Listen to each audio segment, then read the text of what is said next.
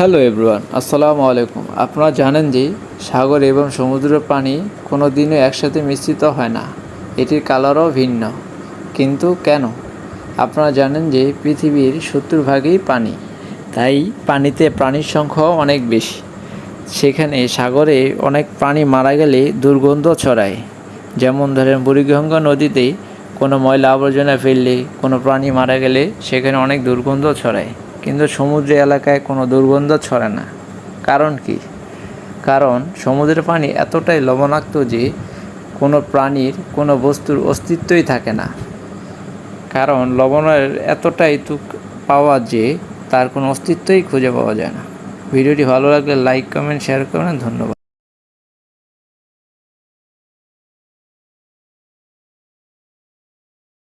সেখানে তেল, চর্বি ইত্যাদি সবগুলো লবণ দিয়ে নিমিশে শেষ করে দেয়।